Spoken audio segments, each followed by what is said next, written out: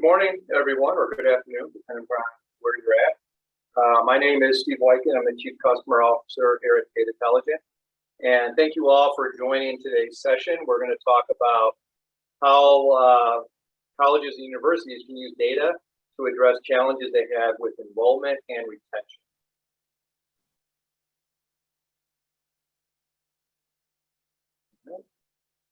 So today's agenda is I'll kick it off and give you guys an overview of current trends and challenges surrounding enrollment and retention. And then I'll turn it over to my colleague, Larry Blackburn, who will give you guys a framework and how you can make your institution more data-driven. Angie Bauman-Powers from Cornell College will give her story about how Cornell College is using data to drive student retention and other initiatives they have going on in the college. And then we'll end with Larry again and just talking about ways you can accelerate your path to become more data mature. Let me start off with current trends and challenges in student retention.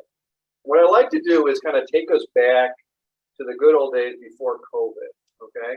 People can't even remember that. But back then, higher ed was facing some challenges around enrollment. If you guys remember, there was a lot of discussion about the student loan crisis, which caused students and families to really question the value proposition that higher ed provides. Along with that, higher ed has been seeing this pending enrollment challenge related to demographics. High school graduate growth is predicted to start declining in the next decade here, which again would decrease the pool of eligible students who can go to college. Together, and other factors as well, but have led to a decrease in enrollment across all sectors of higher ed. What you see here is, and what I've highlighted here, are the years before the pandemic began. So from fall 2017 through the fall of 2019. You can see in most sectors here, there was a year-over-year decrease in total enrollment. Now, since the pandemic hit, obviously things have changed. Like with a lot of other different areas, the pandemic has accelerated some trends, but also introduced some new challenges that colleges and universities need to address. One of the first ones is around financial constraints. Due to the pandemic, costs have increased, right? As universities and colleges had to move to online learning, they had to increase training, they had to do changes to their facility to accommodate social distancing, do testing, etc., as well as the revenues took a hit. Students took a gap year. They did not, they took maybe even a semester off. They had to cancel events. People were not living on campus, right? So you didn't get that housing revenue. So those two factors put some financial pressure on universities and colleges. Related to that is there were challenges around instruction. The quick move to online learning for a lot of classes caused some challenges as far as the whole learning experience for both instructors and students. And this has continued even into this year as colleges and universities have gone back and forth between being fully open, being hybrid, etc. Again, this leads to a kind of persistent feeling of frustration around how the education material is being delivered. Finally, schools are not immune to the events that are happening outside of the walls of the school.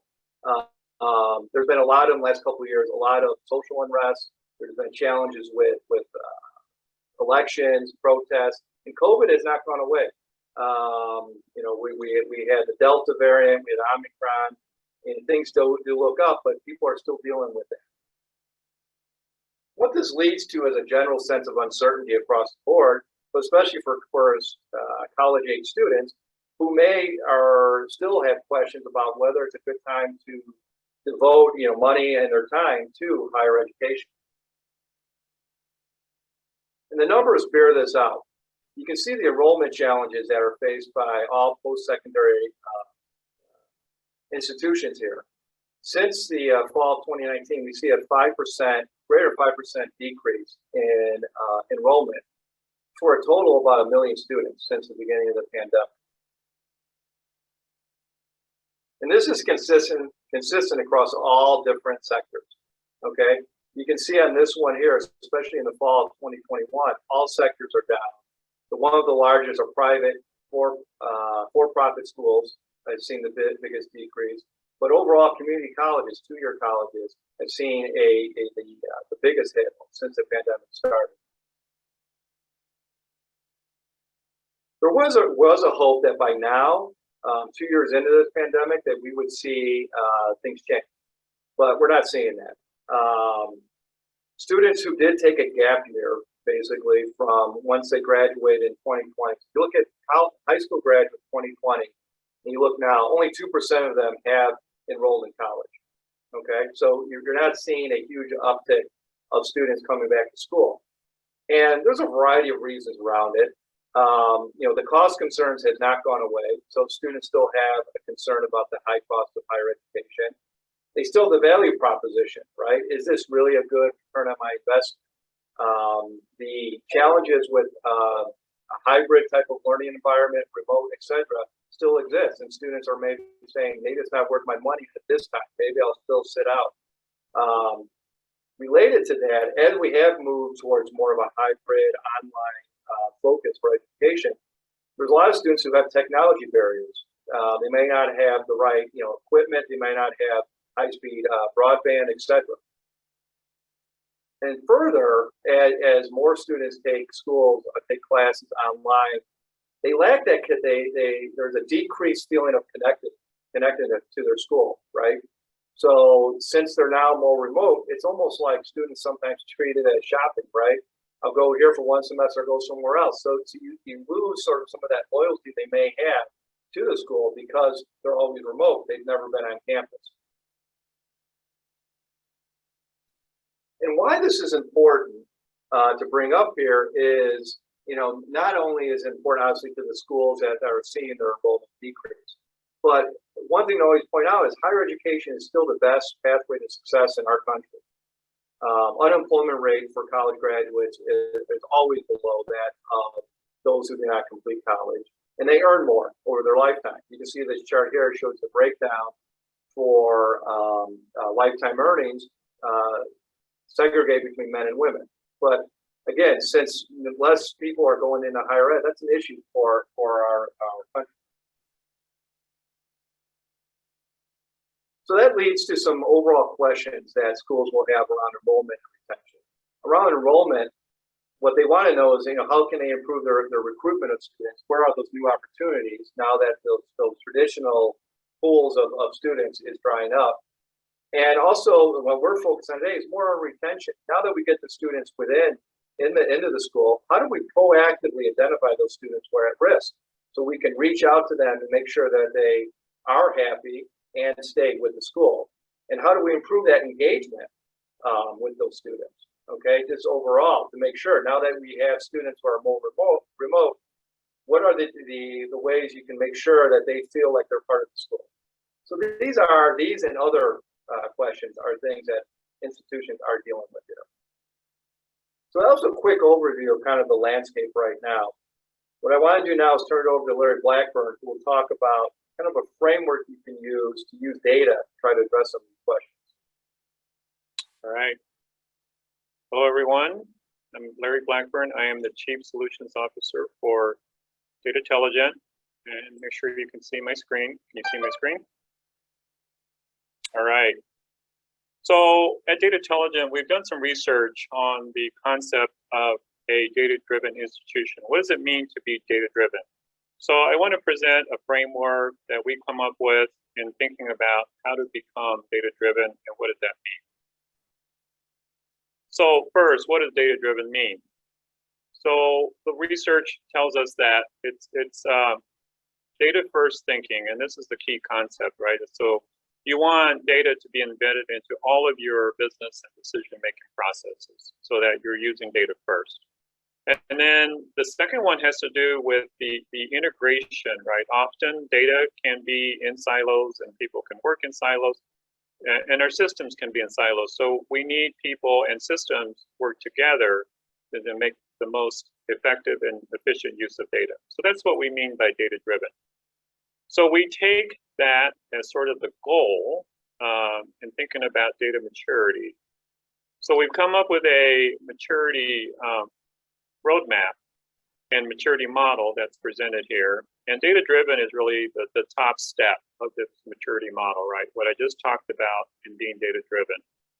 A lot of organizations we work with, however, are in the lower steps of this model, right? And so the lowest step being just simply being data aware. Organizations know they have data, they want to try to use data, but they're really in a manual, non-standard process of providing data and reports.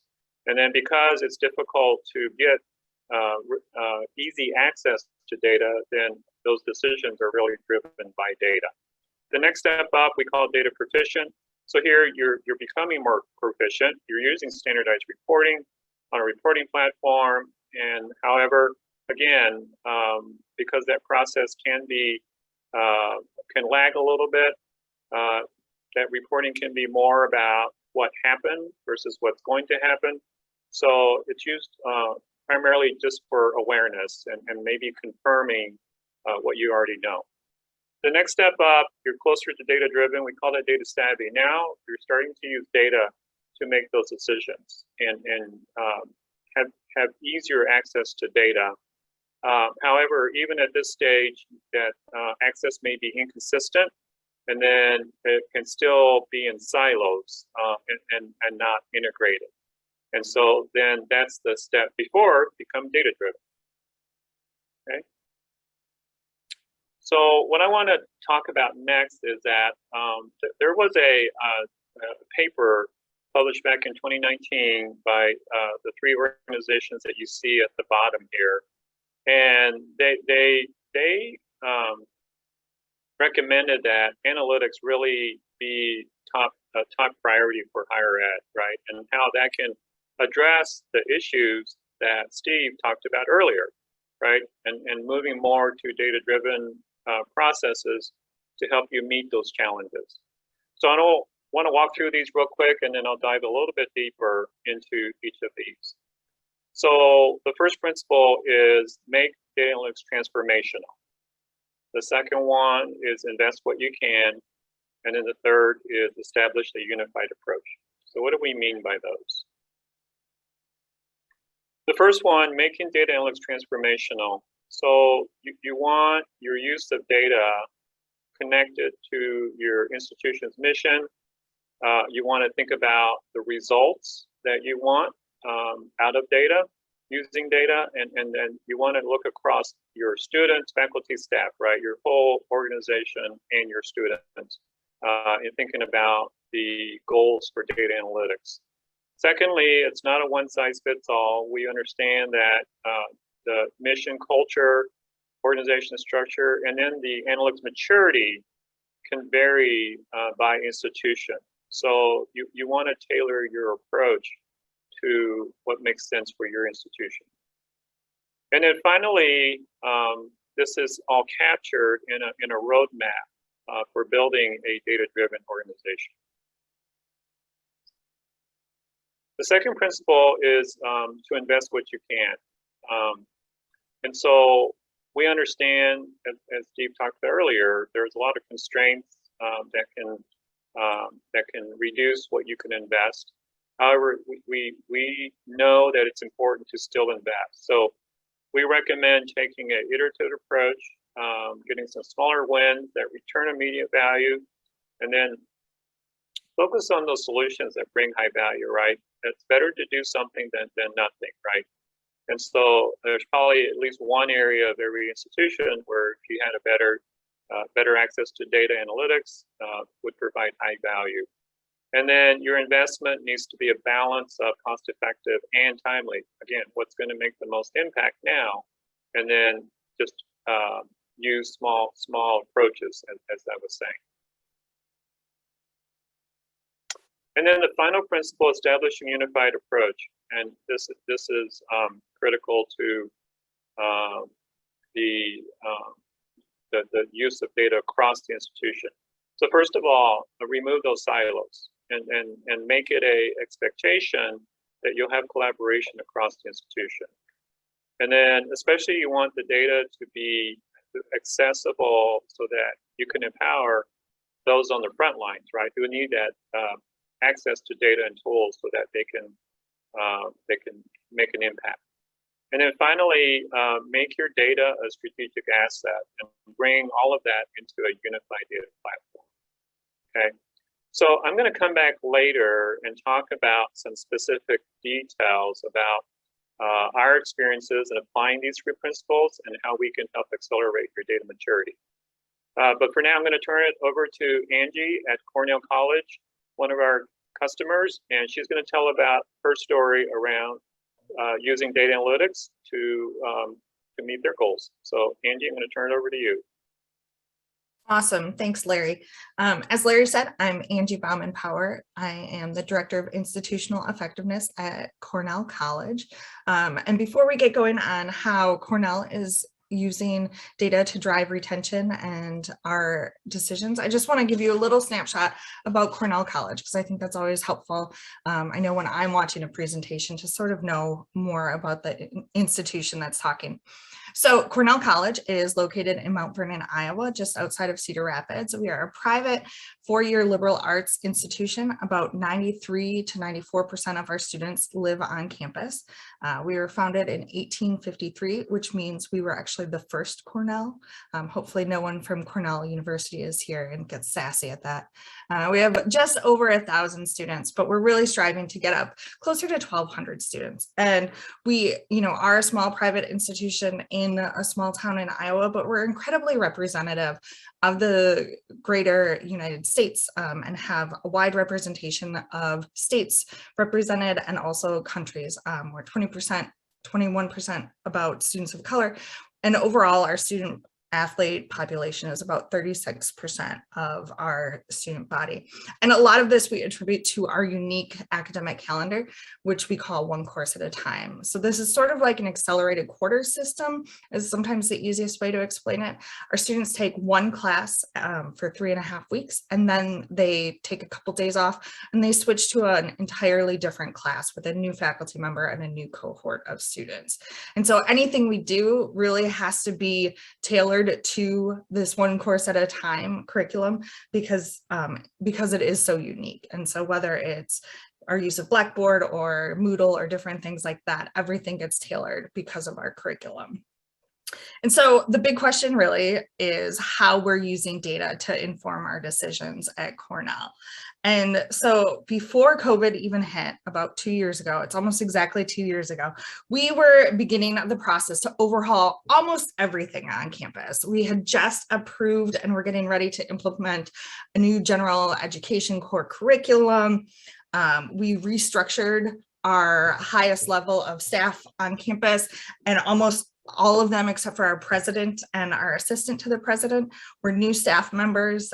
In addition to that, we completely retooled our assessment process on campus, our budget process, all of this. And then COVID hit. So we had to learn how to teach our students online, because as a highly residential community, that was something our students and our faculty were not at all used to. So we made the pivot to do online instruction for the remainder of that academic year. And then we also, as Steve mentioned, we were getting ready for an impending demographic cliff of, students who are right in our pipeline. The traditionally aged students that attend college is taking a nosedive in a few years. And also, did I mention, we also are having our 10-year accreditation reaffirmation from the Higher Learning Commission this fall. So just a couple things, were up in the air or have been up in the air here at Cornell College. And really all this upheaval has changed and forced us to really accelerate our data maturity journey and put more of an emphasis on making data-informed decisions. We're really questioning why and what every report and data point that we're collecting and, the things we're giving to campus partners, whether it's our board of trustees, whether it's our faculty, department chairs, different offices on campus, we're really asking ourselves, is it useful? And what problem are we trying to solve? So again, we're taking things very much at the base level to make sure data is driving every decision and every conversation and action almost that we're doing. And in addition to this, we're really diving into the data to not only make informed decisions, but also really examine data governance and then everything that comes with the data maturity journey that Larry was talking about. I like to think some levels or some areas of campus were at the data savvy, and then there's some that were definitely proficient or even a little bit lower. So I guess it depends on the day and the specific component on where I would place us and where we place Cornell College in terms of data maturity. And so one thing that we are really using data on campus to look at is the return on investment. And so our strategic plan that we created focuses on responding to students' wants and needs, expanding and diversifying our markets, and doing things better and also differently. And so that's great. We have this plan. We were able to put some budgetary money behind the plan to help make the magic happen. But having dollars invested in these new initiatives or new offices or programs means that we need to prove what's working and what isn't working. And so that's really where the return on investment comes into play.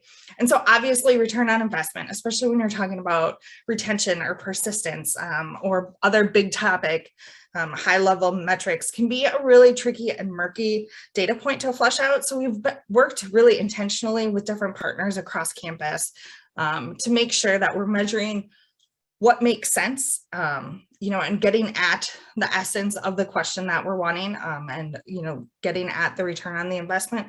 In addition, we're wanting to make sure that we're doing things as efficiently as possible. We're a small institution. I'm not sure if anyone feels like they're staffed as ideally as they would like to be, but we don't just have faculty or staff members sitting around eating bonbons with nothing to do. So we want to make sure that we are doing things as efficiently as possible too. So making sure that the metrics that we're using to feed into the return on investment, and then also the metrics related to the strategic plan, we want to make sure that they're either currently something we're measuring or something that we can use to measure something else that would be useful, that we're not just measuring it solely for the strategic plan or getting return on investment. Again, we're all about efficiency right now at Cornell College. And so we've created sort of a tier level of metrics that all feed into the main tenets of our strategic plan. And in addition, the high level metrics are also being sliced by demographics that we're really wanting to emphasize to make sure we're properly serving various student populations on campus. Cornell has historically really scored high on social mobility rankings. And so we want to be sure that our first generation students and our Pell eligible students are succeeding at the same or even higher level of standards than the general student body. In addition, we're paying close attention to on every metric for race and ethnicity differences, gender differences, also student athlete, because we do have a large percentage of student athletes on campus. And so in addition to return on investment, we're also really wanting to get at risk assessment and attrition prediction. And so this is where a lot of our work regarding retention and things like that with Datatelligent has come out. So one of the first tangible initiatives to come out of our strategic plan was the creation of a student success center. On campus, we've been talking, or at least I've been talking for years about creating the center, and we were finally able to make it happen because we had the data. And so it was really hard to resist making the Student Success Center when we looked at the data surrounding how much money we were losing for every student that we didn't retain. We were able to analyze and get a number per year how much we lose when a student doesn't continue at the college. And then it really made it an easy decision to say, oh, well, yeah, we can add a couple staff members that are focused on student success and retention, because if they only need to save X number of students, that's an easy investment. But that all came about because of the data that we had and the data that we were able to use to inform the decisions. And so the center already combines existing positions and initiatives with new positions and programs to create sort of a one-stop shop for student success. And so we're putting the finishing touches right now on a fantastic tool that we're going to preview a little bit later in this presentation to really talk about risk analysis and predict student attrition. And so it combines a variety of sources of data that we collect across campus, including items from the student's application, so like high school GPA, their tier of academic success on their application, their interests, different things like that, geographic information, financial information, high school GPA, in addition to data from once they arrive on campus, so grades, different things like that, whether they were put on academic or financial probation or different holds, things along those levels for once they start here. And it creates a risk analysis and a dashboard where you can really examine students at an individual level. If you're, preparing to meet with a specific student, you can get a quick and easy snapshot of the student and their story in one shot, or you can really look at it as a big picture or sort of the aggregate data, whether that's a sports team, whether it's, sophomores or juniors or, business majors, different things like that. In addition, we are really using data to look at our withdrawal trend analysis. And this is really a historical look to examine the trends related to our students who don't continue at the college, either by their choice or by our choice, and see what common factors that these students who don't persist at the college have in common. And so this project literally began with me brainstorming student characteristics and demographics on my office whiteboard. I just kept a running list of different ways that we could look at our withdrawal trends and slice and dice the data, and kept adding things and adding things and adding things to this whiteboard. And it contains a lot of different inputs and outputs from the students and cuts really across a variety of offices on campus. So there's data from the admissions office, from the registrar, financial aid, from the institutional effectiveness office. And so this is a really great tool in conjunction with the risk assessment and prediction or attrition prediction tool to really combine all of our data and get it in one spot. I think on some levels at Cornell, because we do feel that we're stretched really thin staff-wise, we don't necessarily feel like we've got the time to dive into the data as much as we would like to, or that sometimes we had too much data. I mean, who complains about having too much data? But I think there were some days that it was like, if only I had an extra month in the calendar, I could, look into this and look into that. But with both of these components, we're able to combine data from across campus into one spot and sort of shake it up and make it all talk to each other and get combined. And ultimately, the three previous items that I've talked about really are examples of how we use data to feed into the final example about programming and intervention efforts. So the easier and more accessible that data and information is on campus, and the easier it is to understand them, the easier it is to use that data and that information to drive our programming and our intervention efforts. So one example of this is that we've determined that a student's grade that they get in their first year seminar is a massive predictor of whether or not they'll remain at the college. Over the years, since we've been doing a common first year seminar, we've seen that more than 85% of the students who get a C- or below in their first year seminar don't remain at the college. Sometimes that's because of their choice. Sometimes that's because they continue to not succeed academically and then they're put on academic suspension or probation, things like that. And so because of our one course at a time curriculum, the first year seminar is over in 3.5 weeks, and then students move on to other classes.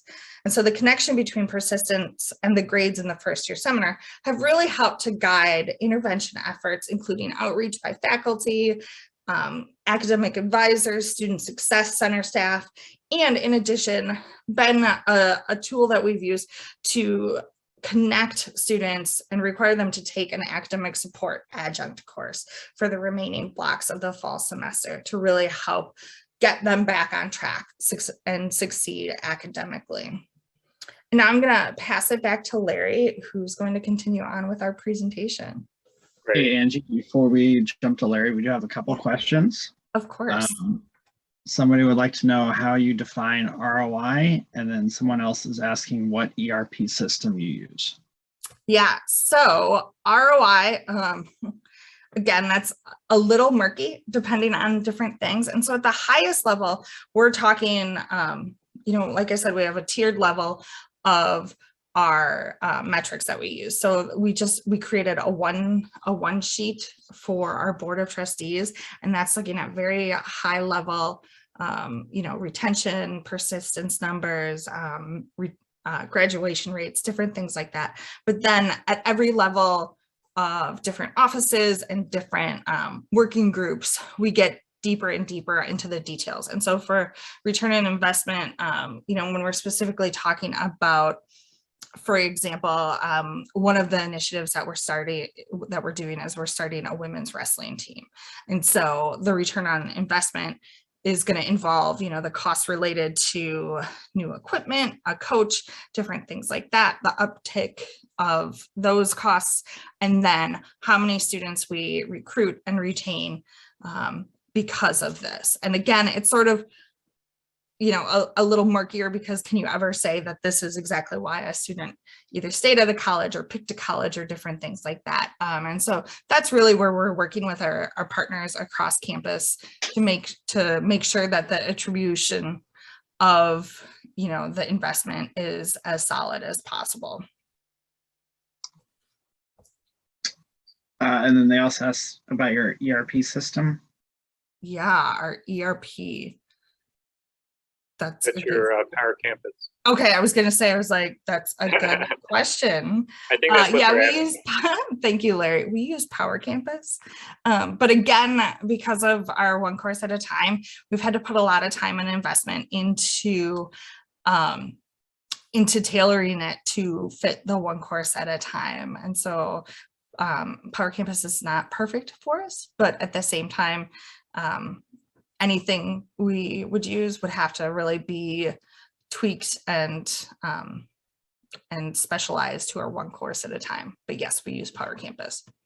And then we also got a question asking if you would be able to share an org chart for your IER plus Student Success Center. Yeah, definitely. So one of the strategic initiatives we did with the restructuring was we actually combined our student affairs division and our academic affairs and united them underneath a provost who is new to the college. She literally started in the midst of the pandemic.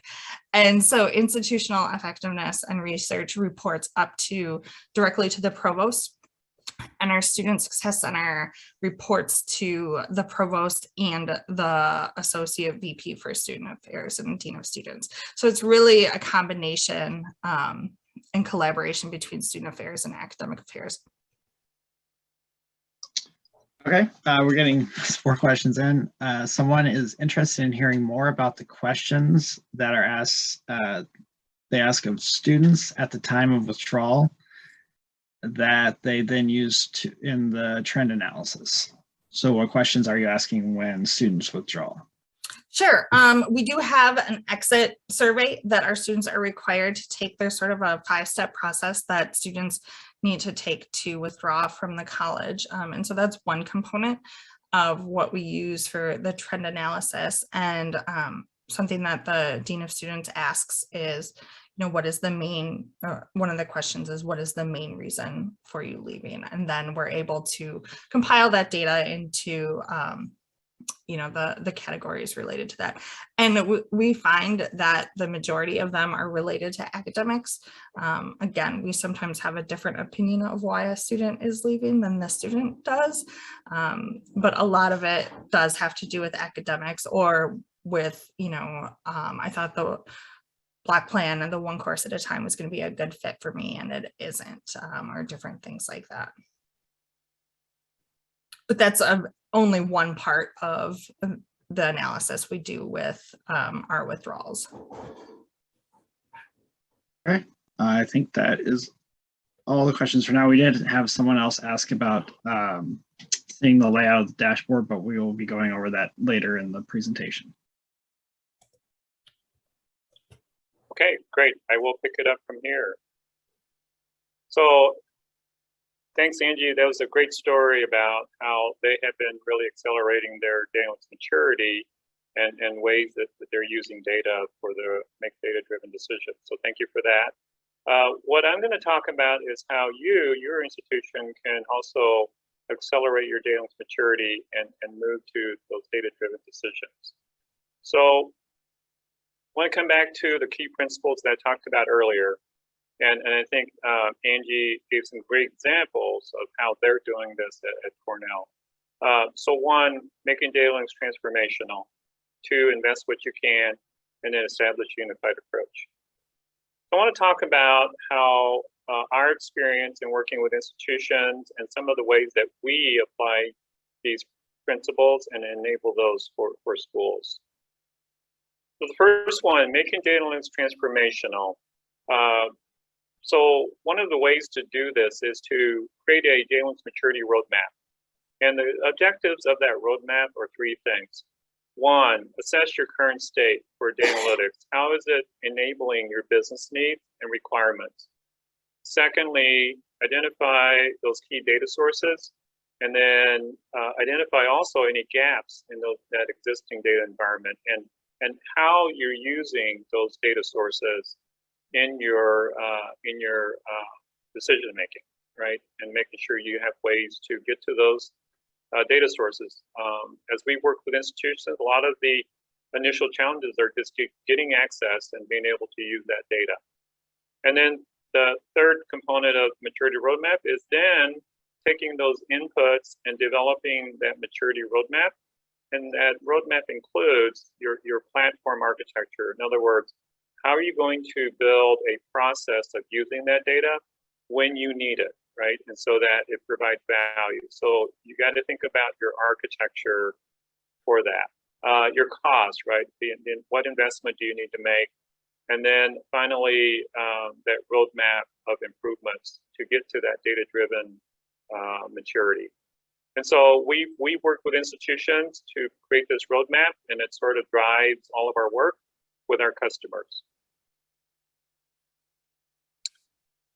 The second principle, invest what you can. So we take a different approach, and we really focused on how can we enable this principle, understanding the constraints of institutions in the current environment. And so we take a different approach. Our service and solutions are offered with a subscription approach. So you basically pay one fee. It's very predictable what the costs are. We don't charge based on hours spent, and so it makes it easy, and we become that one-stop shop for your needs through that subscription. And it allows you to be more flexible in how you're making your investments. We also use a very iterative approach. I talked earlier about taking a iterative approach on solutions, getting some small wins, and then being able to be flexible depending on your needs. And then that subscription approach allows us to focus on results, right? What are the key results that we need to provide? And then we're also able to work with any of your existing systems. And the most common feedback we get is that because of our approach, it's quick, right? We're able to provide those results quickly, often in the first 90 days. So again, you can see your return on investment pretty quickly, and you're not waiting a long time for that return and to see value. Just to describe a little bit further, what we call our approach is data analytics as a service. These three things are always included. We provide those solution engines, and I'll talk about the student success solution engine in a minute.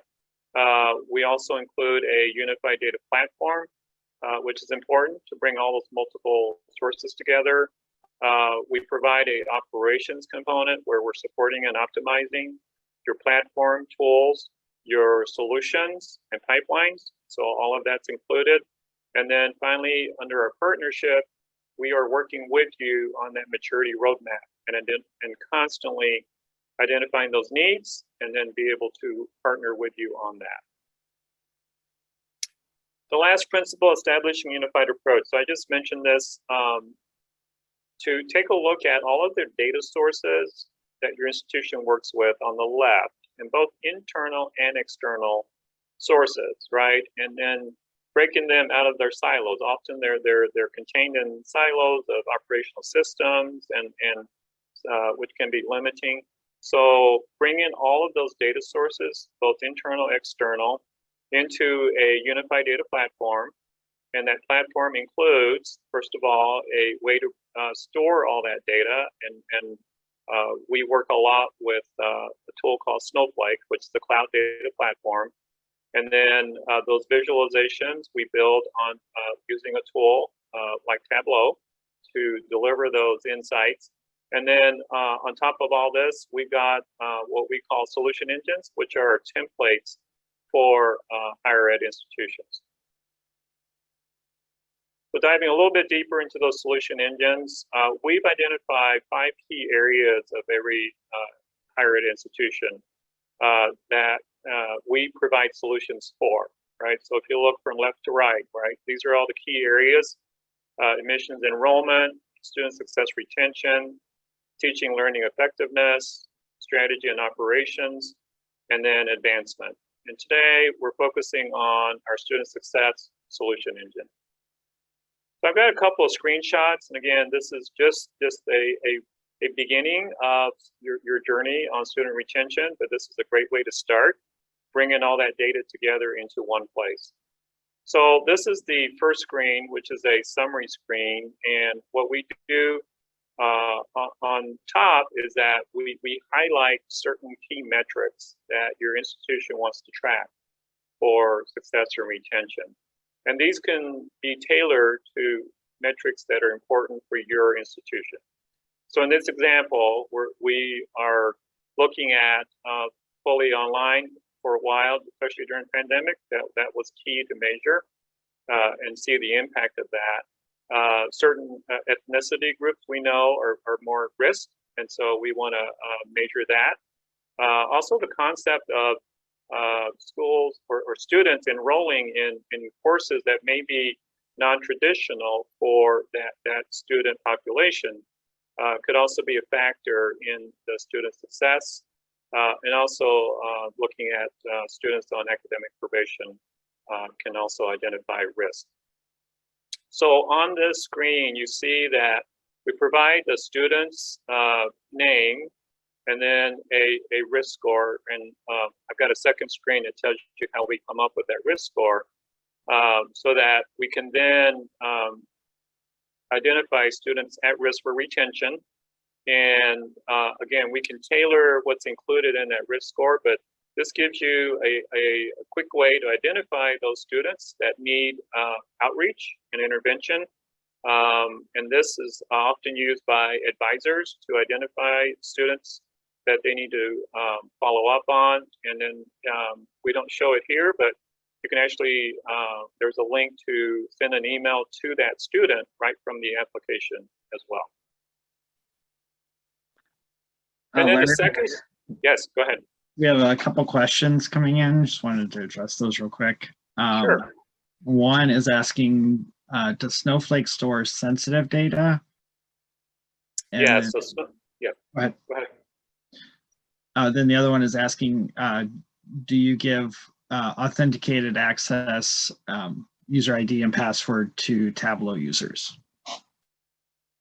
Yes, on both of those. So Snowflake is compliant with all the regulations around FERPA and sensitive data, and we can provide any of that information that you need, but it is compliant with all those rules around storing sensitive data. Again, that is up to each institution to make the decision to store there, but it is compliant with that.